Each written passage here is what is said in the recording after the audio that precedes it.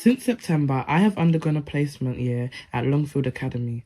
Longfield Academy is a mainstream secondary school with specialist provision, in the form of a specialist unit called the Spectrum Centre.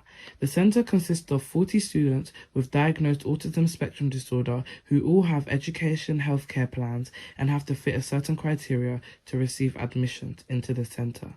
We also have a number of students with EHCPs in main school, totaling a number of around 73, which is 4 times the national average for mainstream secondary schools. In the school, we have a range of students with many different special educational needs and disabilities, and from many different backgrounds, including students with ASD, ADHD, dyslexia, dyspraxia, speech, language and communication needs, social, emotional and mental health needs, children in care, EAL students, members of the travelling community, and students who are at high risk. It's safe to say I have encountered and worked with many different students with varying needs. This has been very beneficial to me as I've been able to learn how to adapt and understand varying behaviours, which will greatly help me in my endeavours into educational psychology. So what is my role? I'm a Learning Support Assistant, LSA for short, and essentially my job is to enhance the learning experience of students who find it difficult to access learning in the classroom because of varying needs. Now, I support students either on a one-to-one or group level basis in the classroom from the centre that I'm assigned to by my SENCO. So I'll work with every single year group from year 7 to year 11, and I'll go to many different lessons. However, I'm often in science lessons. This is good though because it's my strength, so I'm able to easily assist the students. I scaffold, I engage, I prompt, I put them back on task, I reword questions, in any kind of way that may help them to enhance their learning, to allow them to access the curriculum. I do it, whether it's acting out, whether it's drawing pictures. I'm also there to support students emotionally and socially as well, as many of our students have autism spectrum disorder, which can affect social life.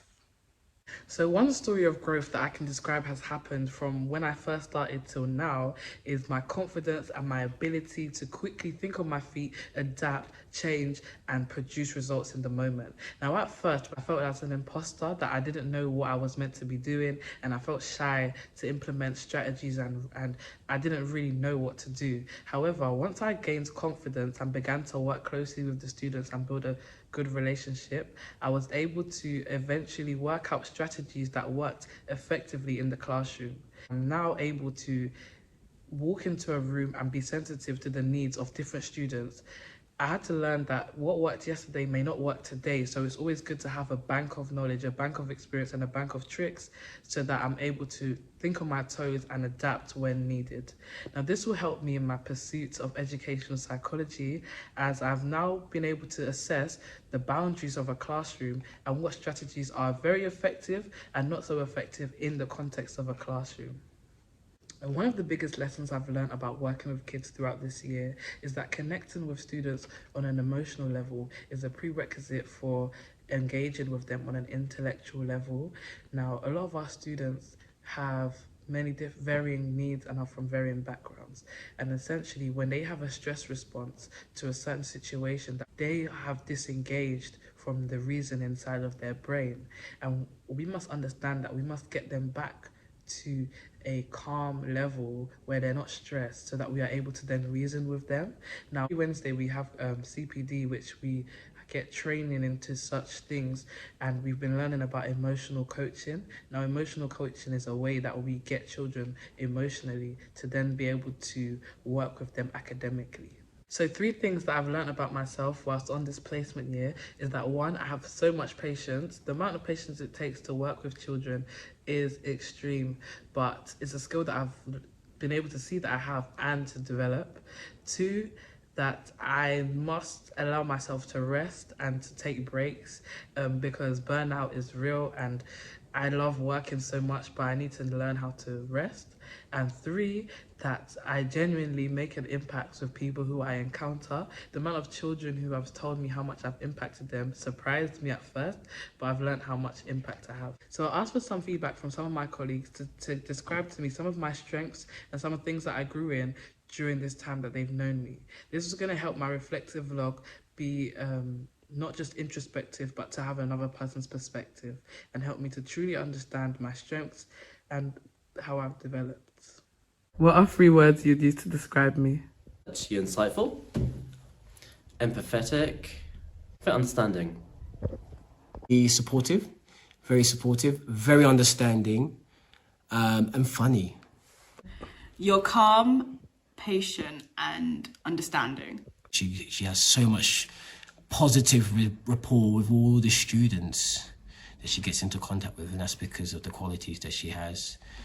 She's supportive of students and members of staff, and I think that because Daniella has that fun side to her, the kids can relate to that and know that, you know what, teachers aren't robots, you know. Having observed you, it's clear that you have an understanding of how students think, and for difficult students, having you in the room is a real benefit to us. And as I said, you're insightful, you know how to deal with those difficult students, and it makes life easier for us. What is something you'll miss about me the most in the classroom? There's loads of things I'll miss, but mainly I think it's your support. Lessons, for me personally, Danielle and me, in sync in terms of what to do, when to do it. I don't necessarily need to say anything to her because she's on the same page as me, and she'd be able just to act on it without me having to say anything. Or she's noticed something and she's acted on it, and it's actually helped me do what I do. The amount of confidence she has,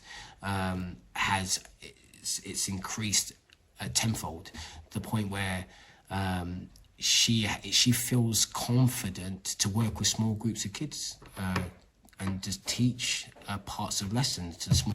The journey throughout this year has not just been a career development, but has also developed me personally. Not only have I been able to impact the students, but they've also impacted me greatly. Their varying differences has shown me life through another perspective.